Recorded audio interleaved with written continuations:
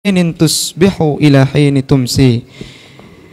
Engkau tidak akan dapat menegakkan perintah Allah kecuali dengan senantiasa mengawasi hati dan anggota badanmu pada setiap waktu dan pada setiap tarikan nafasmu dari pagi hingga sore. Bismillah, alhamdulillah.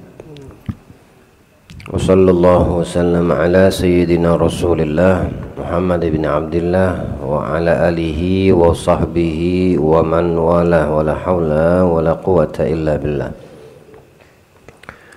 Allahumma rabbi shrah li sadri wa yassir li amri wa halul 'uqdatam min lisani yafqahu qawli. Allahumma shalli wa sallim ala sayyidina Muhammadin abdika wa rasulika an-nabiyil ummi wa ala alihi wa sahbihi wa sallim taslima, amma ba'd.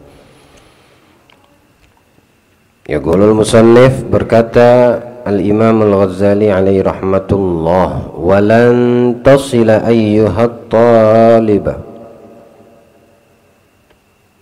ilal qiyami bi awamirillahi ta'ala illa bi muraqabati qalbik wa jawarihik fi lahzatik wa anfasik min hin tusbi ila hin tumsi.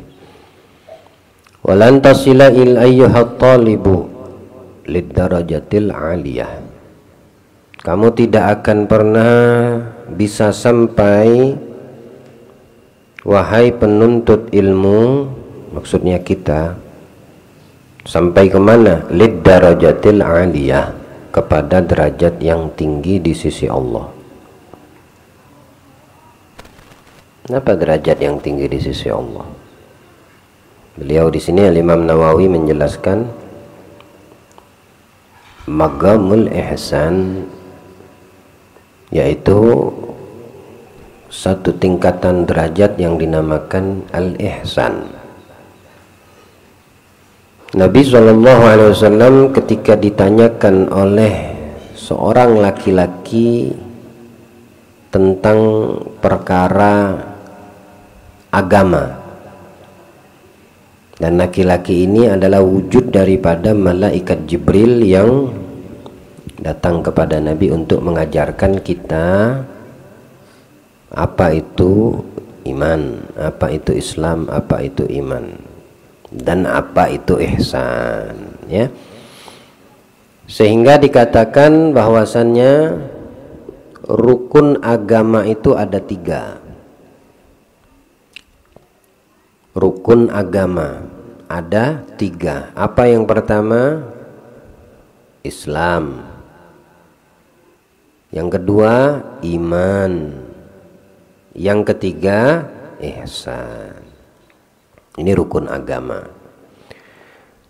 Kalau rukun Islamnya ada 5, sebagaimana yang kita ketahui, ya, mengucap 2 kalimat syahadat, mendirikan sholat, mengeluarkan zakat, puasa di bulan suci Ramadan, menunaikan haji bagi yang mampu. Nah, ini 5 ini adalah rukun Islam.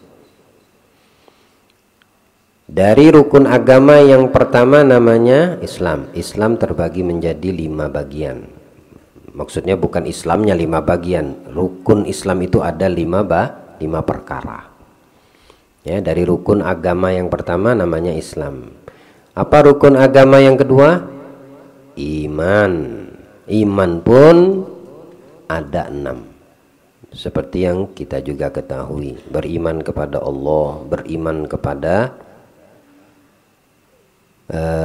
malaikat Allah, ya, kitab-kitab yang diturunkan, rasul yang diutus, tamam, beriman kepada hari akhirat, hari kiamat, dan beriman kepada qada dan qadar, ya, ketetapan dan takdir Allah, baik atau buruk, ya, ketetapan yang baik atau ketetapan yang tidak baik. Nah, itu adalah bagian dari rukun iman. Apa itu iman? Pertama kita jelaskan apa itu Islam. Islam itu al-istislam wal inqiyad, berserah kepada Allah, ya, tidak kepada selain Allah. Berserahkan hati kita, diri kita kepada Allah. Kalau memang kita sudah berserah sesuai dengan definisi kalimat Islam itu sendiri, Maka ketika Allah perintahkan dari rukun Islam ada 5 setelah mengucap 2 kalimat syahadat, Allah perintahkan untuk mendirikan sholat 5 waktu. Maka kita harus berserah. Itu maksudnya. Nggak boleh kita melawan. Artinya berserah, menyerah udah, pasrah udah. Allah bilang dirikan 5 waktu. Pasrah, harus kerjakan, harus didirikan. Ada makna Islam. Tamam. Lalu orang yang tidak menegakkan apa yang diperintahkan dari rukun Islam, apakah dia dikatakan Islam? Dia dikatakan Islam, tapi tidak sempurna di dalam keislaman. Mafhum? Tidak sempurna di dalam keislamannya. Justru dia merobohkan Islamnya sendiri.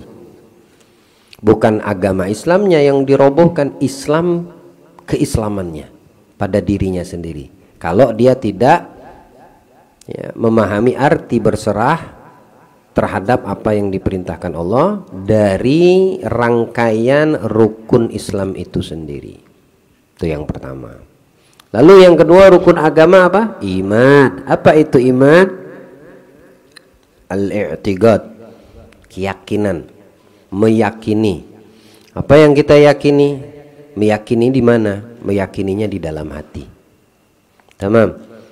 Ya, yakin itu bukan terucap, ya, tapi yakin itu letaknya di dalam sanubari setiap manusia yang mengatakan amantu billah.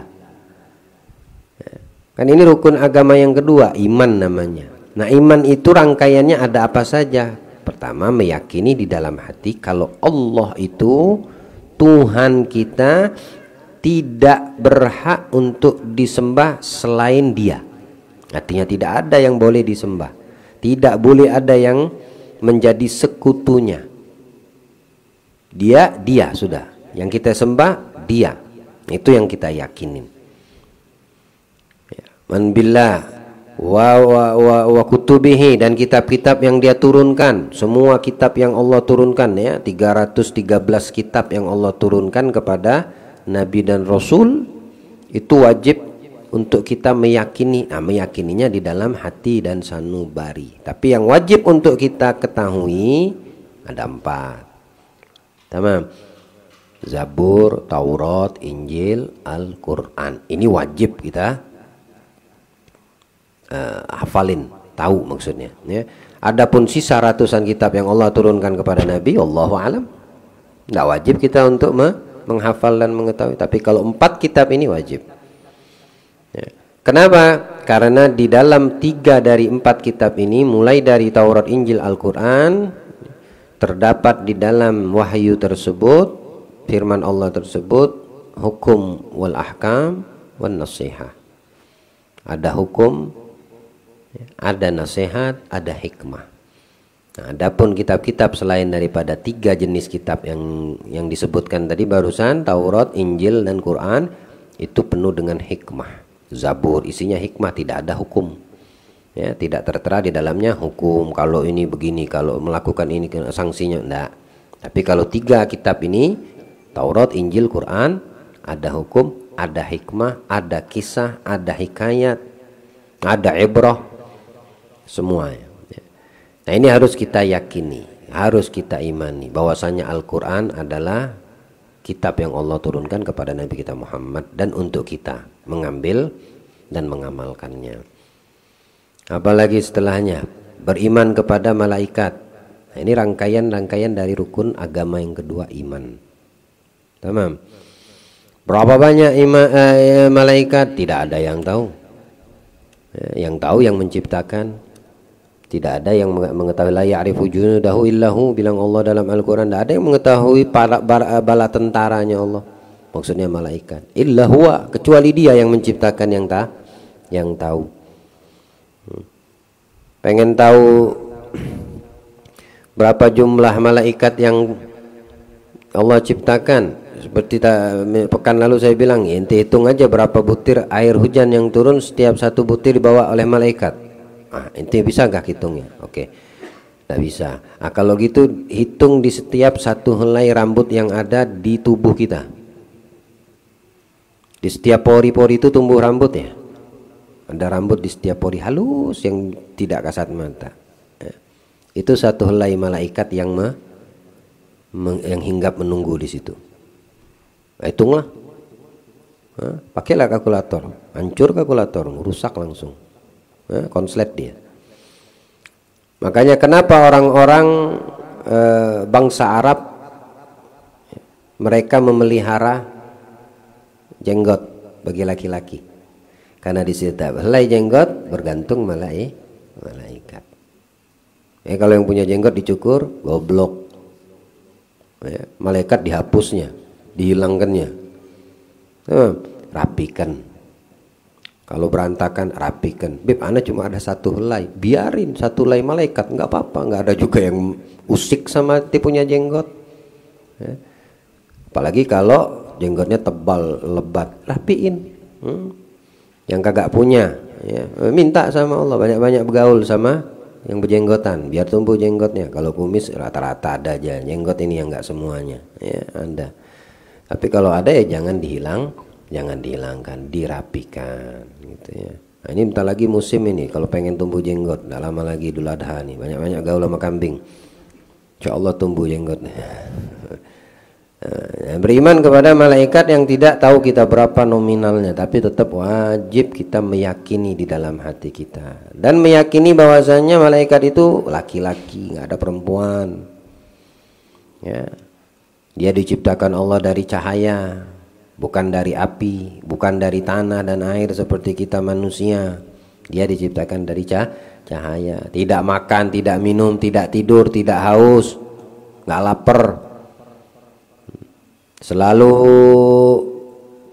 mentaati apa yang diperintahkan Allah dan menjauhi apa yang dilarang oleh Allah. Itu malaikat. Apalagi setelah beriman kepada malaikat dari rangkaian rukun agama yang kedua, iman, beriman kepada hari akhirat. Billah, malaikati wa kutubi wa rusuli, para rasul utusan Allah. Beriman kepada rasul utusan Allah yang diutus. Ada utusan namanya nabi, ada utusan namanya rasul. Semua nabi belum tentu rasul. Semua rasul sudah pasti nabi. Sama, bedanya di mana? Kalau nabi dia diutus, dijadikan Allah nabi di atas muka bumi, tapi tidak diutus kepada manusia yang ada di sekitarnya. Kalau rasul, utusan yang diutus Allah di atas muka bumi, yang diperintahkan Allah untuk berdakwah kepada orang yang ada di sekitarnya. Ada berapa jumlah nabi dan rasul? 313. Jumlah nabi 124.000 nabi. Kalau rasul, hitungan dari perang Badar itu yang hadir perangan Badar 313 nabi dan rasul. Tapi yang wajib bagi kita untuk mengimaninya, meyakini di dalam hati kita 25. Masih kecil itu kan diajari nadanya, lagunya, ada ininya. Nggak tahu sekarang hafal nggak nama-nama nabi gitu. Mulai dari Nabi Adam, Idris, Nuh, Saleh, Lut, Ishak, Ibrahim, Ya'qub, Syuaib, terus sampai ke Nabi Muhammad SAW. Lah, mana kita hafal? Ente lebih banyak hafal nama pemain bola. Nama pemain bola hafal ente semua. Dan dari 25 Nabi dan Rasul, ada 5 yang menjadi pilihan disebut ulul azmi. Apa itu ulul azmi? Utusan Allah yang sabarnya luar biasa. Dari 5 ini yang paling afdal Nabi kita Muhammad. Ulul azmi itu yang paling sabarnya manusia utusan Allah di atas muka bumi ini. Terus yang keempat, yang kelima, rangkaiannya apa? Hari kiamat. Itu harus kita yakinin. Yang berkaitan dengan hari kiamat apa? Alam kubur. Ada nikmat kubur, ada siksa kubur. Nah itu tidak boleh kita tepis, kita ragu. Kalau ada yang ragu, na'udzubillah, tidak sempurna imannya, tidak percaya aku sama, berarti dia tidak beriman. Dari 6 rangkaian iman, rukun iman ini tidak boleh diragukan, satu pun tidak boleh. Kalau orang meragui, berarti dia tidak ada keimanan pada dirinya. Bagaimana orang mengimani Allah tapi tidak mengimani selain rangkaian yang ada dari 6 rukun iman tersebut? Beriman kepada hari kiamat, hari akhir, ya termasuk mulai dari kubur, barzakh, alam antara dunia dengan akhirat, itu alam barzakh namanya. Harus kita mengimani. Di mana? Wallahu alam.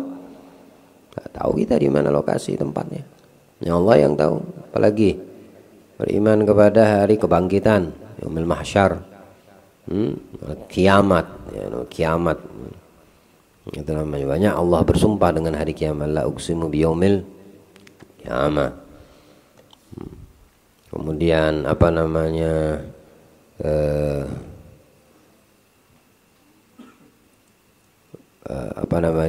Beriman kepada yang terakhir qada dan qadar, ya, ketetapan. Qada itu ketetapan yang belum terjadi tapi sudah ditetapkan. Qadar takdir namanya, yang terjadi. Nah, itu namanya ketetapan yang sedang berlaku, namanya takdir. Nah, itu harus kita yakini, beriman di dalam sanubari. Tidak boleh ingkar. Ya, bagaimana ingkar? Tidak terima. Ya. Tidak terima dengan qada dan qadar. Itu artinya ingkar. Ketika kita sudah berupaya, berusaha, ternyata tidak dapat, ya sudah takdirnya, mau apa? Ikhtiarmu sudah, ya, ikhtiarmu sudah. Tapi di balik ketidakfahaman kita tentang ikhtiar kita, ada ketetapan yang sudah ditetapkannya. Takdirnya itu tetap berjalan. Takdir dari Allah itu tetap berjalan. Yang terima berpahala, yang tidak terima berdosa. Selesai. Tapi takdirnya apakah tertunda, terulang, bisa diulang? Enggak, tetap berjalan. Ada orang anaknya meninggal, misalnya, sayang betul ya sama anaknya, istrinya atau suami. Udah takdir, berjalan. Ente tidak terima? Apakah dia dengan tidak terima ente dia hidup? Nah, takdir Allah tetap berjalan. Tapi ketika kita tidak terima, maka kita berdosa. Nah, gitu. Cuma kalau kita terima, kita berpahala, dapat pahala. Nah, kalau babnya menangis, sedih, itu manusiawi, biasa, itu wajar. Yang jadi masalah kalau hati kita tidak terima ketetapan Allah. Nah, ini jadi masalah. Nafhum. Nah, Allah menetapkan kamu dengan apa yang kamu inginkan, tidak kamu dapatkan. Alas gaddarullah. Gitu. Gaddarullah. Nabi SAW saat mengutus sahabat Anas bin Malik untuk belanja, lupa diri, main sama temannya, namanya masih kecil, bantu Nabi. Ditunggu sama Nabi, tidak datang-datang, disusul sama Nabi. Tangkepan lagi main sama anak-anak seumurannya, masih kecil. Ditekap sama Nabi dari belakang. Mana hajatku, kata Nabi. Oh, lupa dia. Marah kan Nabi lah. Apa yang dikata Nabi? Gaddarallahu masya'a fa'ala. Udah takdir Allah yang berjalan, yang berlaku, yang terjadi. Senyum aja Nabi. Enggak, Nabi marah. Oh, ente. Ah, ini tidak terima takdir ini. Nah, gara-gara ente ini lah. Tak bisa menyalahkan, sebenarnya menyalahkan takdir itu. Banyak itu terjadi pada diri kita. Sering kadang kita tidak menyadari. Kalau kita sering menentang takdir. Orang yang menentang takdir Allah sama seperti orang yang berenang tapi melawan arus. Apa yang dia dapatkan? Arus sungai kenceng enggak tuh? Atau arus laut tuh, kalau lagi air pasang. Kenceng tuh. Deras banget. Capek. Harus dilawan, ya capek. Seperti itu orang yang melawan takdir Allah. Yang nggak capek, yang bagaimana? Si pemberenang yang berenang ini ikut arus, nggak capek dia, walau dia bergerak dibawa sama arus dia. Inilah orang-orang yang menerima ketetapan Allah. Dia tidak capek batinnya, nggak capek hati, nggak tersiksa dia punya jiwanya karena mengikuti ketetapan Allah. Ini di antara rangkaian Rukun agama yang kedua. Rukun agama yang ketiga, nah ini namanya ihsan. Bilang Al-Ghazali di dalam kitab ini, tidak akan kita bisa sampai penuntut ilmu nih. Apakah penuntut ilmu yang di pondok saja, yang di majelis, yang masih muda-muda? Alah, mau muda mau tua. Karena menuntut ilmu itu dari mahad ila lahad. Kita ini kata Nabi menuntut ilmu itu dari kandungan ibu kita dalam alam rahim. Sudah disuruh menuntut ilmu. Oh, gimana masih dalam kandungan itu ilmu? Ya mamanya lah yang landung tuh. Kalau lagi hamil, baca Quran, ya, baca ilmu agama yang bermanfaat. Anakmu itu ikut tuh menuntut ilmu. Ini ada lagi hamil si mama, hobinya lagu dugem. Nasib anaknya nanti jadi rocker pas lahir. Kacau. Ya. Ada mama lagi hamil, nyabu maknya. La ilaha illallah. Apa nasib anaknya? Dari dalam kandungan udah diajarkan maksiat. Jangan usah heran kalau dia tumbuh menjadi ahlu maksiat. Menuntut ilmu, ya, kalau ilmunya itu melanggar perintah Allah, itulah hasil rekaman nanti dari bayi yang di dalam kandungan akan kamu dapatkan.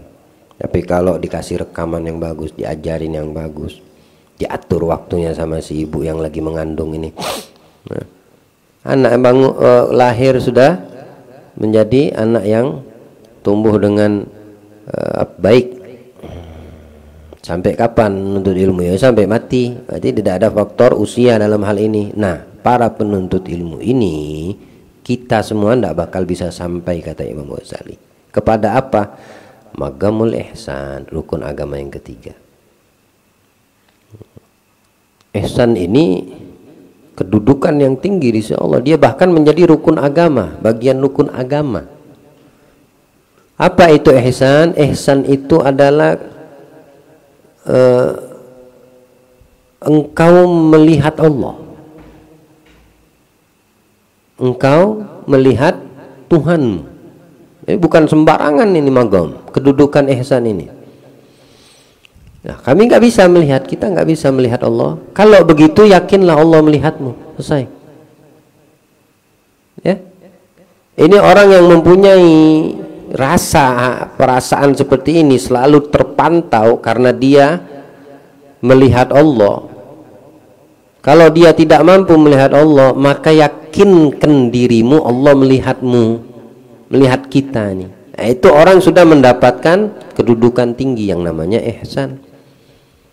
Kita menyembah Allah, ya, kita menyembah Allah bukan menyembah dalam arti ibadah sholat saja. Menyembah itu mengabdi, hamba, menjadikan status kita ini budaknya. Budak itu nurut. Budak itu ngomong aja kalau nggak diizinkan sama majikan nggak boleh ngomong dia. Itu budak. Itu masa perbudakan tuh. Mau keluar nggak boleh kalau nggak diizinkan. Itu budak karena milik pemiliknya, ada pemiliknya, majikannya. Makanya kalau ditanya baru dia boleh jawab. Kalau dia mengeluarkan kalimat tanpa izin suami, budak nggak boleh hukumnya. Kita ini budaknya siapa? Itu pertanyaannya. Berarti kalau kita mengatakan kita ini budaknya Allah, penghambaan kita hanya kepada Allah, berarti bukan di dalam sisi ibadah seperti mendirikan sholat saja, tidak. Menjauhi yang dilarangnya itu juga adalah bentuk ibadah. Bahkan pahala yang besar, kata Nabi SAW, lebih besar daripada ibadah ketaatan, ibadah menjaga diri dari kemaksiatan. Itu derajatnya tinggi di sisi Allah. Kata Nabi, orang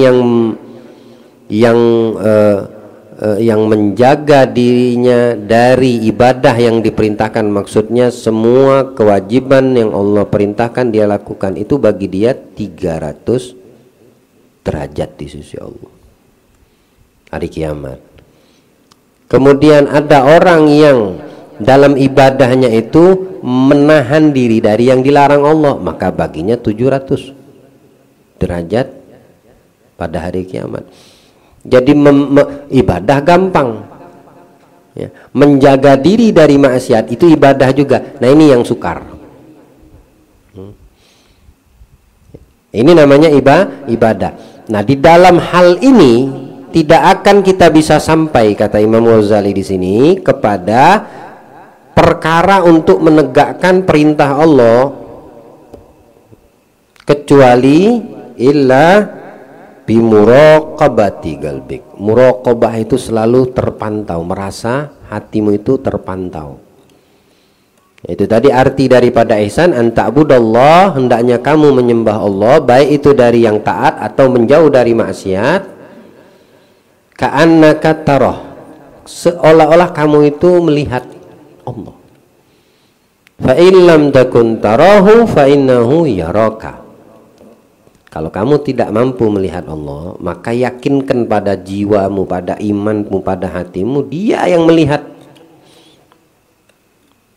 Nah kalau sudah seperti ini keadaan jiwa manusia hamba ini, berarti dia sudah mendapatkan kedudukan magamul ihsan. Dia selalu merasa dipantau sama Allah, ya. Dia selalu meyakini Allah itu melihatnya dalam keramaian, dalam kesepiannya, kesunyiannya. Dia selalu merasa dipantau dan dia dilihat sama Allah. Seorang guru menguji muridnya dengan memberikan burung merpati. Setiap murid dikasih burung merpati sama sebelah pisau. Potong ini merpati di tempat yang tidak ada orang yang mengetahui, kata gurunya. Karena perintah guru, satu lari ke sono dalam hutan ini, pokoknya di dalam tempat yang menurut mereka murid-murid ini tidak ada yang tahu dan melihat. Dilihat kanan kiri, tidak ada, potong. Yang satu lagi potong. Baliklah masing-masing murid ini tadi ke guru. Satu murid dalam keadaan utuh, merpatinya masih hidup, sisanya potong. Tanya guru, kau potong di mana? Ada yang lihat? Tidak ada guru, aku motongnya di sana. Dan udah aneh taftish, aneh perhatikan, aneh lihat. Seksama daerah sekitar tidak ada orang, maka baru aku potong. Ente, mana di sini? Ente kenapa masih hidup merpatinya? Kata si guru. Aku udah cari semua tempat yang tidak ada orang bisa tahu, tidak aku dapatkan. Di semua tempat Allah mengetahui. Lihada, kata guru. Dengan sebab ini dia lebih utama daripada, lebih mulia daripada kalian. Sama-sama penuntut ilmu, satu liting, satu generasi, tapi di dalam perhatiannya merasa dipantau sama Allah berbeda. Dia tidak mendapatkan tempat kecuali Allah melihat. Karena gurunya berpesan, cari tempat yang tidak diketahui siapapun untuk motong ini. Secara zahir mungkin kita bisa mendapatkan, ya, tidak ada yang tahu, bisa aja kita dapat. Tapi apakah itu bisa luput dari Allah? Tidak ada yang luput di langit dan di bumi daripada Allah subhanahu wa ta'ala. Lillahi ma fis samawati wa ma fil ard. Milik Allah yang ada di langit, milik Allah yang ada di bumi, semuanya tanpa ada pengecualian. Wa in tubdu ma fi anfusikum, kau sembunyikan pada dirimu, au tukhfuhu, atau kau simpan di dalam benakmu, yuhasibukum billah, maka semua itu akan dihisap sama Allah. Yang kamu sembunyikan cuma kamu tahu, yang tersembunyi di dalam dirimu tidak ada yang tahu, orang lain, bahkan dirimu sendiri belum tahu, tetap akan dihisap sama Allah. Coba baca ayat kursi itu, adakah yang bisa luput dari Allah? Allahu la ilaha illa wal hayyul qayyum. Allah, tidak ada Tuhan selain Dia. Dia maha hidup. Dia maha hidup. Dia maha berkuasa. La ta'khudhuhu. Kalau seandainya tidak bisa, tidak pernah ngantuk, tidak apa-apa lagi tidur, adakah yang bisa luput dari yang matanya melek ketika dia fokus pada satu? Mana bisa?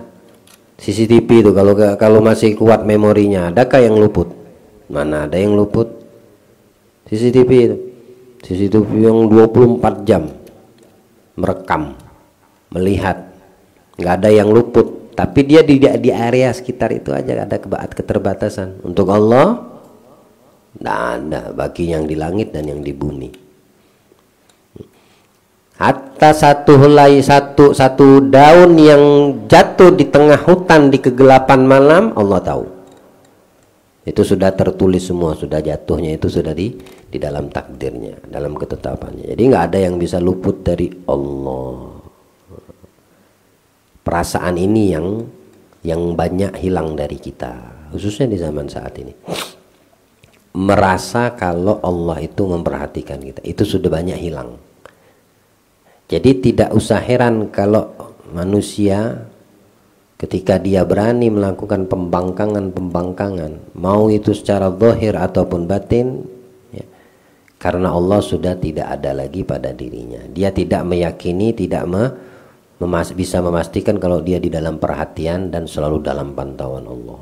Nah, apalagi yang di dalam hati, orang bisa tidak tahu, tapi tidak luput dari Allah mesti tahu. Ya'lamu kha'inatul ayun wa ma tukhfis sudur. Dia Allah tuh tahu yang kedipan matamu apa artinya, tahu dong. Ya, mungkin menyepelekan orang, meremehkan orang dari pandangan mata. Orang lain mungkin tidak tahu, tapi Allah tahu. Wa ma tukhfis sudur, yang tersimpan di dalam dadamu, di dalam hati, Allah tahu. Yang saat ini atau yang akan datang, yang tersimpan, yang akan kau lintaskan di dalam hati kita saat ini, Allah tahu. Ente tahu isi hati anak saat ini? Nih anak ngomong nih, hati anak nih. Tahu ente? Nggak tahu, Allah tahu. Kecuali kalau saya kasih tahu kan, ya baru kalian tahu apa yang terlintas tadi. Ya Allah, ampunkan dosa, angkat derajat kami yang hadir menuntut ilmu. Itu yang terlintas barusan. Tapi kalian tidak tahu, saya tahu. Ada yang belum terlintas akan saya lintaskan. Sayanya tidak tahu. Tapi Allah sudah tahu. Ya'lamu kha'in wa ma tukhfis sudur. Dan apa yang terlintas di dalam benakmu yang belum kamu lintaskan sudah diketahui sama Allah. La ilaha illallah. Man jaa bil hasanati falahu khairum minha wa man jaa bis sayyiati fala yujza sayyiati illa ma kanu bihi ya'malun. Fala yujza alladziina illa ma kanu bihi ya'malun. Siapa orang yang datang kepadaku kata Allah nanti pada hari kiamat dengan bawa kebaikan, kuberikan ganjaran kebaikan dan kulipat gandakan ganjarannya, kebaikannya tersebut, yang zahir atau yang batin. Semua baik itu. Ada baik yang terlihat, ada baik yang tidak terlihat. Ya. Ada dosa yang terlihat, ada juga dosa yang tidak terlihat. Tapi yang datang kepadaku pada hari kiamat dengan bawa kebaikan, aku lipat gandakan kebaikan tersebut, berlipat ganda, ya, berkali lipat. Man jaa bis sayyiati, tapi siapa orang yang datang kepadaku bawa kejelekan, bawa maksiatnya, bawa dosanya, fala yujzal ladzina amilus sayyiati illa ma kanu ya'malun, maka yang kubalas dari kejelekan itu satu. Allah, baiknya Allah ya. Kalau pahala yang didatang kebaikan 100 kali lipat dikasih sama Allah. Kalau dosa yang kita bawa menghadap Allah tetap dibalas karena kita berbuat dosa, tapi satu dosa satu hukuman. Bukan berkali lipat siksa dan hukum, enggak. Yang berkali lipat itu pahala kebaikan. Itu rahmatnya Allah untuk kita umat Nabi Muhammad. Ada magamul ihsan. Kita ingin menegakkan daripada perintah Allah, maka harus ada ini pada diri setiap manusia yang beriman. Dan dia bagian dari rukun agama. Camkan, resapi, pahami, kedudukan ihsan hanya dimiliki dan didapatkan oleh orang-orang yang di dalam hatinya ada kesungguhan, ya, kesungguhan terhadap dirinya dengan Allah, hubungannya dengan Allah, komunikasinya. Hilangnya kesungguhan dari diri kita ini yang membuat kita jauh dari Allah.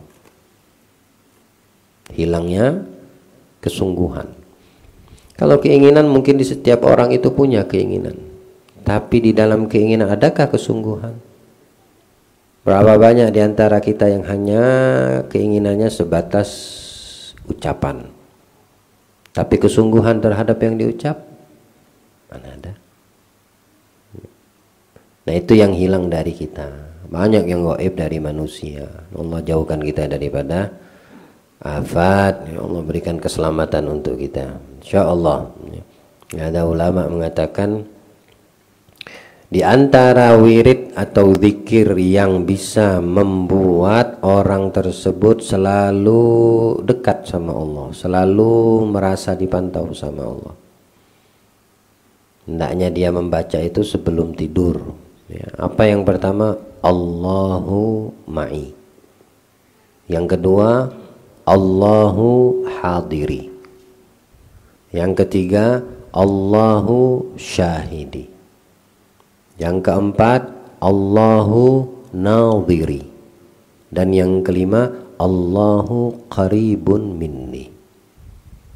Ini 5, kalau dawam orang melakukannya sebelum tidur dia baca itu, ataupun dia mau jadikan wirid berkali-kali dia ulang di mana tempat, oh itu dia akan selalu dipantau sama Allah dan merasa terpantau sama Allah. Sambil memahami maknanya, Allahu ma'i, Allah selalu bersamaku. Yang kedua apa? Allahu hadiri. Ya, Allah selalu hadir. Ya. Hadir selalu Allah. Ada yang gaib dari Allah. Yang ada sebaliknya malah dari kita. Allahnya gaib dari kita, hilang Allah dari kita. Datangkan, hadirkan. Ya, dengan keyakinan di dalam jiwa kita kalau Allah itu hadir. Maksudnya Allah hadir apa? Kamu akan merasakan sendiri arti daripada kehadiran Allah ketika kamu dihadapkan dengan satu ujian, cobaan, apapun itu, bentuknya nikmat atau bentuknya yang tidak kita inginkan. Tapi ketika kamu merasakan kehadiran Allah, semua itu menjadi ringan. Kalau itu bentuknya nikmat, kamu tidak melampaui batas di dalam bahagiamu, senangmu, karena kamu meyakini, merasakan kehadiran Allah, Dia yang memberikan kamu nikmat ini. Kalau kamu dikasih ujian dan cobaan, tidak akan melampaui batas, karena kamu yakin Allah hadir, ya, dan Dia yang memberikan itu cobaan. Yang ketiga apa? Allahu syahidi, Allah menyaksikan. Adakah yang luput dari pandangan Allah? Ta'khudhu sinatun wa la naum, lahu ma fis samawati wa ma fil ardi. Tidak ada ya, Allah tidak tidur, tidak ngantuk, baginya yang di langit dan di bumi. Itu Allah, itu Tuhan kita. Yang keempat apa? Allahu nadhiri, melihatku. Allah selalu melihatku. Yang kelima, Allahu qaribun minni, Allah selalu dekat denganku. Baca ini, amalkan ini sebelum tidur. Minimal setiap mau tidur, habis selesai daripada rutinitasmu, wiridmu sebelum kamu tidur, baca itu dengan meresapi. Allahu ma'i, Allahu hadiri, Allahu nadiri, Allahu syahidi, Allahu qaribun minni. Ya, dibaca itu dengan meresapi maknanya. Karena kedudukan maqam ihsan adalah satu kedudukan yang mulia dan tinggi di sisi Allah. Semoga Allah menganugerahkan untuk kita, insya Allah.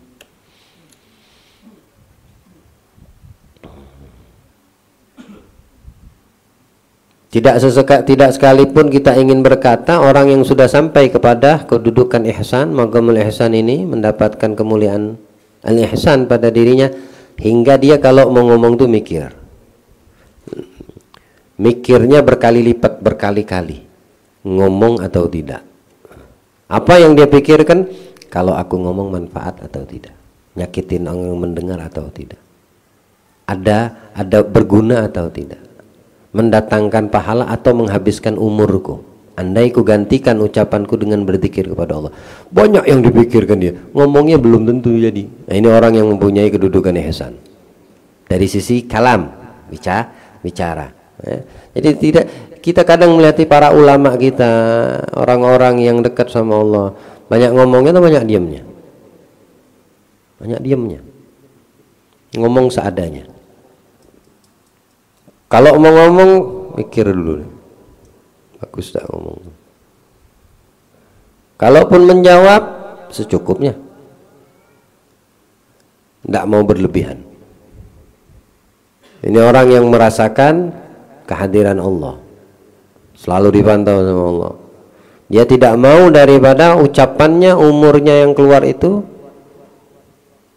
sia-sia, kosong, nggak ada nilai. Belum lagi nanti kalau yang mendengar rasa tersinggung, menyebabkan dosa. Melihat Nabi SAW dalam hadis beliau mengatakan, man kana yu'minu billahi wal yawmil akhir falyaqul khairan aw liyasmut. Siapa orang yang beriman kepada Allah dan hari akhir. Kenapa hari akhir? Karena itu hari pembalasan terhadap apa yang kita ucapkan, kita lakukan. Yang beriman pada Allah dan hari akhir, hendaknya dia berkata baik. Kalau nggak bisa berkata baik, diam. Tapi baik diam. Yang mubah saja orang-orang yang dekat sama Allah itu kikir, pelit. Ucapan yang mubah, omongan yang mubah itu pelitnya bukan main mereka. Lebih baik milih diem. Ya. Siapa yang pengen selamat, banyak diem. Diammu selamat. Ada peribahasa bilang apa? Mulutmu harimaumu. Apalagi bahasanya? Mulutmu pedangmu. Sangkin dia bahayanya ya. Sesuatu yang kecil, tapi bagi orang yang mendapatkan kedudukan ihsan, selalu mereka hati-hati. Allah muliakan kita insyaallah ya, dengan lisan yang selalu mengeluarkan kalimat yang baik. Baik. Siapa lagi yang mau baca? Dikit lagi. فاعلم أن الله تعالى مطلع على ضميرك ومشرف على ظاهرك وباطنك ومحيط بجميع لحظاتك وخطارتك وخلاوتك وسائر سكانتك وحركاتك وإنك في مخالطتك وخطواتك متردد بين يديه فلا يسكن في الملك والملكوت ساكن ولا يتحرك متحرك illa wajabbarus samawati wal ardi muttali'un alaih. Ketahuilah bahwa Allah Subhanahu wa taala menangkap isi hatimu, mengawasi lahir dan batinmu, mengetahui semua lintasan pikiranmu, langkah-langkahmu serta diam dan gerakmu. Saat bergaul dan menyendiri, engkau sedang berada di hadapannya. Tidak ada yang diam dan tidak ada yang bergerak, melainkan semuanya diketahui oleh Allah, penguasa langit dan bumi, Allah Subhanahu wa taala. Ya'lamu kha'inatal a'yuni wa ma tukhfis sudur wa ya'lamu sirra wa akhfa fata'addab ayyuhal miskinu zahiran wa batinan baina yaday Allah ta'ala ta'addubal 'abdi al-dhalilil mudhnib fi hadratil malikil jabbaril qahhar. Dia maha mengetahui pandangan mata yang khianat dan apa yang disembunyikan oleh hati. Surat Ghafir ayat 19. Dia maha mengetahui yang rahasia dan tersembunyi. Thaha ayat 7. Oleh karena itu, hendaklah engkau beradab di hadapan Allah Subhanahu wa taala dengan adab seorang hamba yang hina dan berdosa di hadapan sang raja dari segala raja yang maha memaksa lagi maha sombong. Wala ba'dul ulama, sebagian ulama mengatakan, idza aradta an taf'ala syai'an, jika kamu hendak melakukan sesuatu pekerjaan, fa'lam, apapun itu pekerjaannya, maksudnya aktivitas, kegiatan ya. Ketahuilah awalan, yang pertama harus kita fahami dan kita ketahui, annallaha ta'ala hadirun wa nadirun. Sesungguhnya Allah itu hadir dan melihat. Tamam. Kita mau ngelakuin apa sih? Apa yang mau kita lakukan? Yang harus kita ketahui pertama, harus kita yakini dan paham, Allah itu hadir dan melihat. Jadi tidak ada yang luput dari Allah. Subhanallah. Yang luput dari Allah bukan Allah, dianya yang melalaikan. Dianya sendiri, manusia itu yang menjadikan Allah luput dari dirinya. Meski seperti itu, tetap Allah melihatnya. Tetap Allah hadir bersamanya. Ma yalfidhu min qaulin illa ladaihi raqibun atid. Tidak ada yang lewat dari apa yang kita ucap kecuali dicatat sama raqibun atid. Tidak ada yang lewat, tidak ada. Nah, orang ingin melakukan sesuatu apapun itu, hatta mulut, hatta gerakan, hatta apapun. Yang pertama akan ada pada diri orang yang mendapatkan kemuliaan dari Allah dan ingin mendapatkan kemuliaan dari Allah, dia meyakini dan Allah itu melihat dan memperhatikan. Fa in kana dzalika syai' khaira, kalau yang mau kamu lakukan itu adalah yang baik, pekerjaan yang baik, sesuatu yang baik, fa'alhu, lakukan. Dia mau melakukan satu aktivitas. Yang pertama dia harus pikirkan, kita ini Allah hadir, Allah melihat. Ini pekerjaannya ini bagus, lakukan. Ya. Masalahnya kadang sudah tahu itu perbuatan atau pekerjaannya nggak bagus. Malah Allah dilupakan sama dia. Dikiranya Allah tidak melihat. Malah dilakukannya perbuatan tidak bagus tadi. Ini yang luput Allah atau dia meluputkan dirinya dari Allah. Dia yang menjauhkan dirinya dari Allah. Tamam. Lakukan apa yang setelah kamu meyakini bahwasanya Allah melihat dan itu adalah perbuatan yang baik, maka lakukan dengan khudu. Ya, di dalam melakukan itu dengan khudu, tenang. Nggak boleh gegabah, karena gegabah itu daripada sifat syaitan.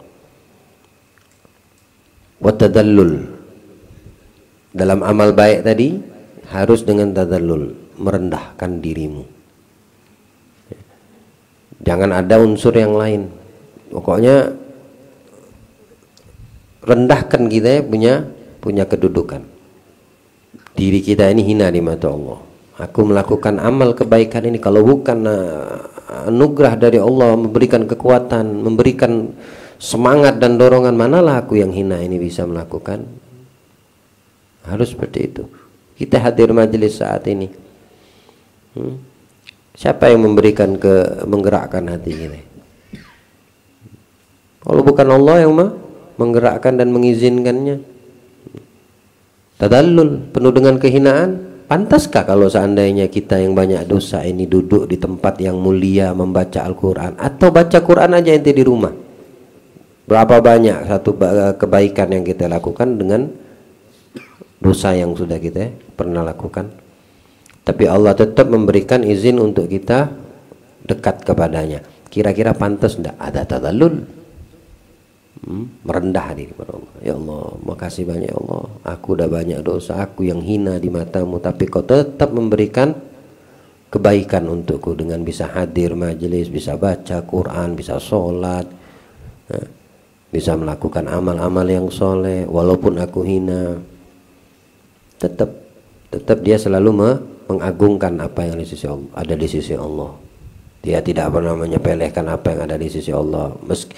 Dia tahu, dia yakin kalau dia itu banyak kekurangan. Yang jadi masalah ini kalau kita udah merasa diri kita banyak kelebihan, itu masalah. Ada orang yang tidak henti-hentinya bermaksiat, tapi dia meyakini dirinya itu hina di mata Allah, dan selalu seperti itu. Dalam doa Imam Ali Al-Habsyi itu pernah beliau mengatakan, ya Allah, jadikan kebaikanku kebaikan orang-orang yang engkau ridhoi, dan jadikanlah keburukanku jangan jadikan kebaikanku kebaikan orang yang kau ridhoi, engkau sukai. Kebaikan kok tidak disukai sama Allah, bagaimana bisa tuh? Dalam doa Imam Ali Habsyi, ya Allah, jangan jadikan kebaikanku kebaikan orang yang tidak kau ridhoi. Dohirnya baik, tapi kebaikan yang dilakukan oleh orang tersebut, ada di situ berharap pujian supaya dibilang ini, supaya dihormati, supaya itu amalnya baik, tapi karena niatnya yang salah. Makanya Imam Ali Habsyi berdoa dalam doanya, Allah jangan jadikan kebaikanku kebaikan orang yang tidak kau ridhoi, dan jadikanlah keburukanku keburukan orang yang kau ridhoi. Masa ada keburukan yang diridhoi? Bagaimana itu gambarannya? Nah, itu balik ya. Kebalik tadi kebaikan yang tidak diridhoi, padahal kebaikan mendatangkan ridho, tapi salah niatnya. Yang berbuat baik ini akhirnya mendatangkan murka Allah. Lalu bagaimana dengan keburukan yang diridhoi sama Allah? Dia tahu dirinya itu banyak dosa, dia meyakini, tapi dia menyesali. Walaupun dia kembali kepada maksiat, saat dia melakukan maksiat itu dia menangisi dirinya, dia menyesali. Itu keburukan, penyesalannya diridhoi sama Allah. Beda kalau orang sudah tahu maksiat, tidak ada rasa penyesalan, dia tahu ini dosa, tetap aja tanpa ada sadar untuk ini perbuatan tidak bagus. Malah orang itu dijadikan oleh maksiat, heboh, merasa hebat dengan maksiat yang dilakukan, dosa yang dilakukan. Nah ini parah yang seperti ini. Tapi ada orang yang mengetahui itu maksiat, tapi dia menyesali dirinya telah melakukan hal tersebut. Nah ini maksiat diridhoi sama Allah, bukan bentuk maksiatnya, tapi apa yang ada di benak si hamba menyesali maksiat tersebut. Kenapa dia lakukan? Kalau dia flashback ke belakang, ya Allah banyaknya maksiat, nah dia menyesali kemaksiatan, maka ini yang dimaksudkan dalam doa Imam Ali Habsyi, maksiat yang diridhoi sama Allah, bukan perbuatan maksiatnya, tapi rasa penyesalan akan maksiat yang dilakukan si ahli maksiat ini mendatangkan ridho Allah. Sama. Kalau di Bani Israel ceritakan orang yang membunuh 100 orang, maksiat bukan itu? Tapi dia menyesali perbuatan itu. Semua maksiat sudah pernah dilakukan, semua bentuk dosa sudah pernah dilakukan dan dikerjakan, tidak ada terkecuali. Tapi dia menyesali perbuatan maksiat. Akhirnya dia datang kepada seorang rahib ahlul ilm pada zaman itu dengan niat taubat, menyesal. Apakah Allah menerima? Tentu, kata ini tadi. Ini pendek ceritanya saja. Ya, bagaimana caranya? Kau tinggalkan bumi yang di mana kamu tempat tinggalmu saat ini. Di bumi itu banyak maksiatnya, banyak mungkarnya. Kau pindah ke bumi yang di situ banyak ahli ibadah. Hijrah. Bilang sih ulama ini. Maka dia pergilah dari satu bumi ahli mungkar menuju bumi yang ahli ibadah dengan penyesalan maksiat yang pernah dia lakukan, beraneka ragam sampai membasmi orang, menghilangkan nyawa. Bukan sesuatu yang kecil itu. Maksiatnya diseselin sama dia, itu mendatangkan ridho Allah. Tengah jalan mati, di tengah jalan mati. Bilang Nabi menceritakan ini hadis, di tengah-tengah jalan tuh mati. Nah namanya tengah-tengah itu kan pasti jarak kanan kiri sama. Kalau 100 meter, tengah-tengah kan 50, ke kanan 50, ke kiri itu tengah-tengah. Di tengah-tengah jalan, kata Rasul, meninggallah nih orang, datang ajalnya. Turun malaikat pengadab karena banyak maksiat yang dilakukannya. Malaikat yang mau menyiksa ini, mau ngambil dia punya roh ini, datang lagi malaikat rahmat turun. Nah, akhirnya dua malaikat yang bertakhasum, rebut-rebutan. Ini punya aku yang berhak, kata yang malaikat rahmat. Kata malaikat adab, aku yang berhak. Dia seumur hidupnya melakukan semua dosa tanpa pengecualian, semua pernah dilakukan. Kata malaikat yang bawa rahmat dari Allah, tapi dia berjalan menuju taubatnya, menyesali perbuatannya, menyesali maksiat dan dosanya. Akhirnya dua malaikat yang berebut, ribut dua malaikat ini, kata Nabi. Malaikat aja rebut-rebutan bisa ribut. Iya, malaikat aja bisa rebut-rebutan dan ribut sesuai dengan apa yang dia dilakukan kita waktu masih hidup. Allah utus satu malaikat lagi jadi penengah. Bilang malaikat yang menjadi penengah ini, ya ukur aja jarak antara dia tempat maksiat dia sama tempat yang ditujunya ahli ibadah. Mana yang lebih berat, lebih dominan arahnya, di situ dia yang berhak menerimanya, mengambil rohnya ini. Maka diukurlah ternyata kesungguhan taubatnya, penyesalan dosa dan maksiat yang dilakukan, Allah geser bumi dikit. Bisa gak? Mampukah Allah melakukan? Apa yang tidak mampu Allah untuk lakukan? Tapi di sini hikmah yang bisa kita ambil pelajaran apa?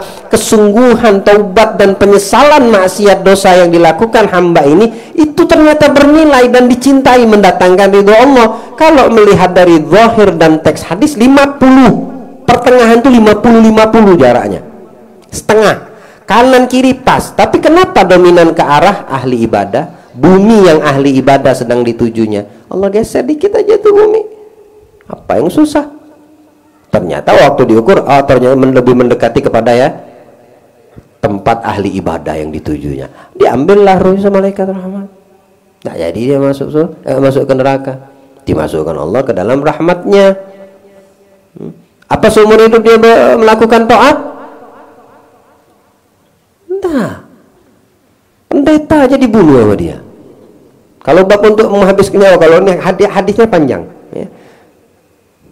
Dia bunuh 99 orang, ketemu sama ahli kitab pendeta di tengah-tengah jalan, menyesali perbuatan, anak udah bunuh 99, bisa ke dosaku diampuni? Enggak bisa, kata Allah, digenapin 100. Pendeta itu jadi 100 untuk bab nyawa yang dihilangkan sama dia. Nah, baru ketemu ahli ibadah, ulama dari ahli ibadah, ulama Islamnya, ya. Dia ceritakan semuanya.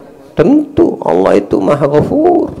Penting kamu sungguh-sungguh di dalam taubatmu, menyesali perbuatan dosamu, hijrah. Diarahkan ngata jalan meninggal. Walhasil itulah maksiat yang mendatangkan ridho Allah. Bayangkan kalau sepintas kita mendengarkan teks kalimat doa Habib Ali ini, bagaimana bisa taat tapi datang murka Allah, maksiat yang diridhoi sama Allah. Ayo, ternyata seperti itu maksudnya, gambarannya. Taat dimurkai sama Allah karena di dalam ketaatan hamba ini ada selain Allah. Tidak suka Allah seperti itu. Maksiat yang mestinya dibenci, ya memang harus dijauhi, ternyata bisa mendatangkan itu. Siapa? Bagaimana maksudnya? Orang yang bermaksiat dan dia meyakini, memahami ini salah dan dia menyesali maksiat tersebut.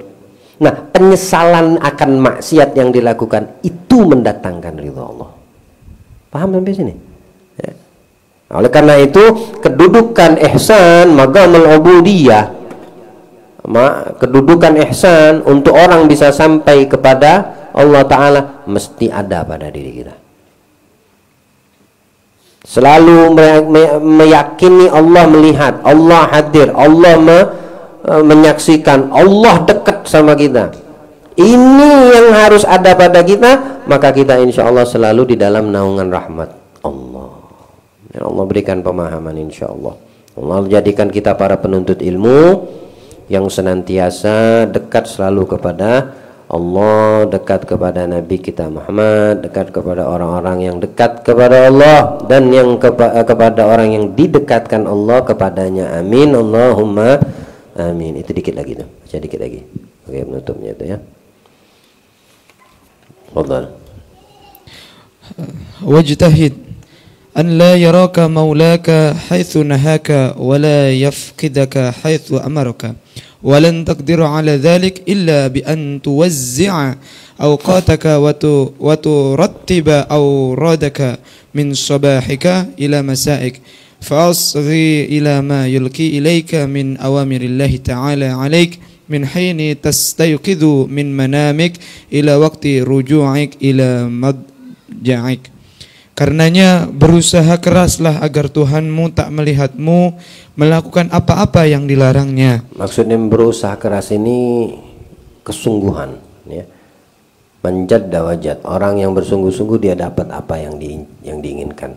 Kalau tidak ada kesungguhan, ini yang repot, ya. Makanya dalam kalimat bahasa Arab itu ijtihad, wajtahid, bersungguh-sungguhlah, bukan perang jihad, bukan, ya. Dalam segala hal itu bersungguh-sungguh. Adanya kesungguhan maka semua yang kau ingin cita-citakan kau dapat. Adanya kesungguhan.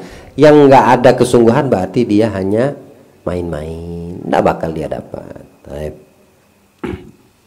dan juga agar Tuhanmu tak mendapatimu tidak melaksanakan perintah-perintahnya. Kalau di tempat yang diridhai Allah, bersungguh-sungguhlah kamu ada di situ saat Allah melihat, kamu ada di situ. Alhamdulillah, ini nikmat. Ini tempat yang diridhai Allah. Di sini tempat baca Al-Quran, di sini tempat dibacakan sabda Nabi kita Muhammad, di sini tempat di majelis ini dibacakan hukum-hukum syariat, hikmah, ya, kalam ulama, kalamus saleh. Alhamdulillah Allah mendapati kita. Ya, mudah-mudahan Allah mendapati hati kita juga pada saat kita berada di tempat ini. Dan jangan sampai Allah mendapati kita di tempat yang tidak diridhoinya. Mau sembunyi kita kemana? Ya. Mau sembunyi kita kemana? Tetap di mata Allah itu terpantau. Ya. Perihal seperti masalah kematian yang Allah firmankan dalam Al-Quran, Qul innal mautal ladzi tafirruna fa innahu tafirruna minhu Qul innal mautal ladzi tafirruna minhu fa innahu mulaqikum. Katakan Muhammad, mau lari kemana orang dari kematian? Artinya tidak ada tempat untuk berlari, menghindar, sembunyi, nggak ada. Mau lari kemana? Fa innahu mulaqikum. Dia yang akan menemukan kita. Ajal itu, malaikat itu pasti akan menemukan kita. Ente mau sembunyi di kolong jembatan, ente mau sembunyi dalam lumpur, mau sembunyi di dalam laut, dia akan menemukan kita. Jadi untuk apa sembunyi? Nah, sama seperti ini yang dimaksudkan. Ya. Di mana tempat Allah melihat, upayakan Allah melihat kamu di tempat yang baik. Bersungguh-sungguhlah untuk Allah tidak mendapati kamu di tempat yang Dia murkai. Tetap bakal dilihat sama Allah, tetap dapat dipantau sama Allah. Tapi yang harus kita bersungguh-sungguh apa? Allah melihat kita di tempat yang baik. Ya. Dan bersungguh-sungguhlah menghindari tempat yang tidak baik, karena di situ Allah melihat. Paham maksudnya? Intinya bersungguh-sungguh. Ya, kalau tidak ada kesungguhan, maka orang akan menyepelekan. Siapa tidak ada kesungguhan pada diri seorang hamba, maka yang akan ada pada dirinya hanya menyepelekan. Baik. Dan sesungguhnya engkau tidak akan sanggup melakukan hal itu kecuali engkau dapat membagi waktumu dan membaca wirid-wiridmu secara rutin. Nah, ini cara yang dikasih Imam Ghazali ini. Ya. Untuk mendapatkan apa yang kita inginkan daripada kajian ini yang dijelaskan sebelumnya, satu-satunya jalan kata Imam Ghazali, kamu harus bisa membagi waktumu. Artinya mengatur umur kita. Membagi waktu itu mengatur umur. Baik. Secara rutin sejak pagi hingga petang hari. Patuhilah perintah-perintah Allah yang disuruhkan kepadamu sejak engkau bangun dari tidur hingga engkau kembali lagi berada di pembaringanmu. Dari kita melek mata sampai kita mau mejamkan mata lagi. Kalau tidak itu teratur, ndak kita atur, ndak kita bikin waktu ya. Jam sekian bangun tidur begini, jam sekian jam ini. Kacau. Umur kita sia-sia saja jadinya. Habis umur kita berlalu begitu saja. Lah tidur aja udah 20 tahun kita habiskan waktu cuma untuk tidur. Kalau sehari 8 jam, ente kalikan kalau umur 60 tahun 20 tahun di atas kasur. Apa yang didapat? Nggak ada. 0. 20 tahun. Sisa 40 tahun. Nah ya, bagaimana cara mengatur umur ini? Ini dijelaskan dari kitab ini, dari awal melek sampai menjem. Dimulai nanti apa adab pertamanya? Minan naum. Faslun fi adabil istiqadhi minan naum. Adab bangun dari tidur. Subhanallah, ini kitab kalau betul-betul kita sungguh-sungguh di dalam mempelajari, memahami, sungguh-sungguh juga di dalam mengamal, berkah umur kita. Berkah umur. Betul. Apa yang disusun Imam Ghazali dalam kitab ini adalah menjadikan umur kita itu berharga, bernilai, bermanfaat, nggak ada yang sia-sia. Ya. Nafas kita menjadi ibadah. Ya. Tidak heran, umur umat Nabi pendek, kecil, tapi ternyata nanti pada hari kiamat, pahalanya luar biasa.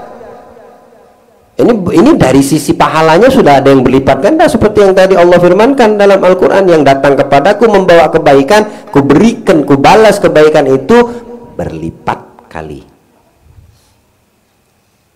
Yang penting waktunya. Ada orang waktunya bangun tidur ini dari terbit fajar sampai terbit matahari, ya, dari terbit fajar akhir malam sampai terbit matahari, itu diatur sama Imam Ghazali nanti. Kemudian dari senja mau terbenam matahari, ini waktu-waktu waktu mulia semua nih. Dari habis terbenam matahari sampai masuk waktu isya, dan di akhir malam, 4 malam ini, 4 waktu ini waktu-waktu yang mulia semua. Bilang Nabi, di akhirat nanti itu ada 24 kotak, 24 sunduk. Sunduk itu ya ibaratnya kotak lah kalau kita bilang. Itu sama dengan perputaran waktu hidup di dunia, 24 jam. 24 jam. Nggak boleh kosong, harus terisi 24 jam. Siapa yang sanggup 24 jam ibadah? Ada? Tapi bilang Nabi, yang menjaga memakmurkan 4 waktu ini, dia yang akan mengisi kotak-kotak yang kosong dari 24 kotak tadi di hari kiamat ini. 4 waktu ini tadi, saya ulangi, akhir malam, ya.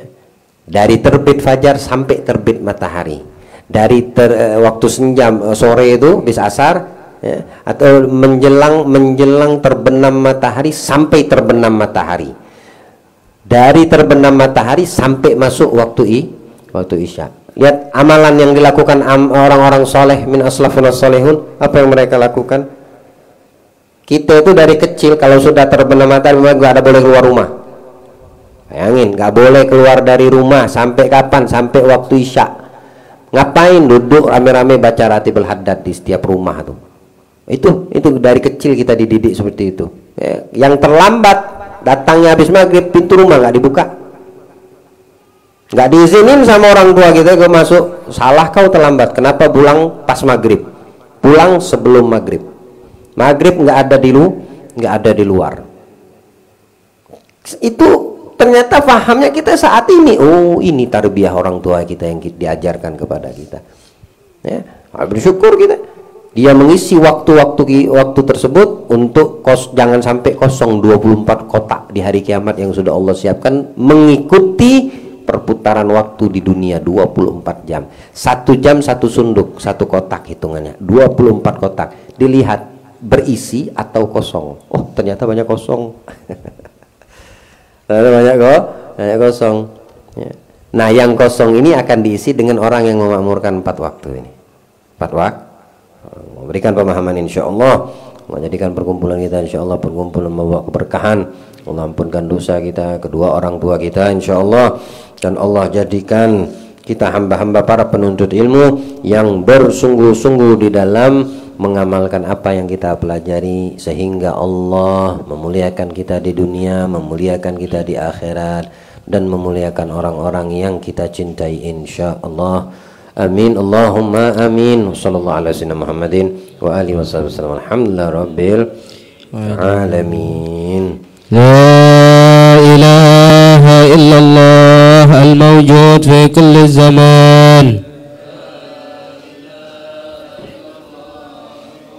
fi kulli zaman. La ilaha illallah al-ma'bud fi kulli makan. La ilaha illallah al-ma'bud fi kulli makan. La ilaha illallah al-madhkur bi kulli lisan. La ilaha illallah al-madhkur bi kulli lisan. La ilaha illallah al-ma'ruf bil ihsan. La ilaha illallah al-ma'ruf bil ihsan. La ilaha illallah kulla yawmin huwa fi sya'an. La ilaha illallah kulla yawmin huwa fi syan. La ilaha illallah al-aman al-aman. La ilaha illallah al-aman al-aman. min zawalil iman wa min fitnati syaitan wa qadim al-ihsan. Kama alayna min ihsan ihsanuka al-qadim. Ya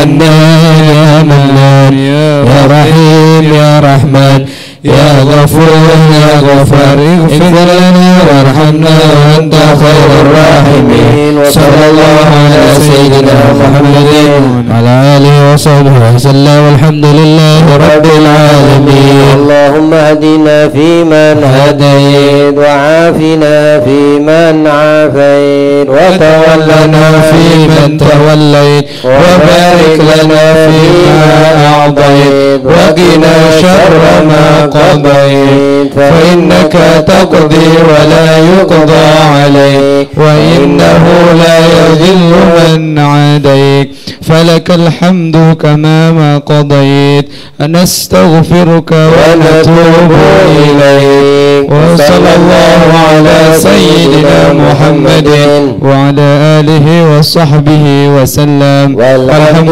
لله رب العالمين. الفاتحة.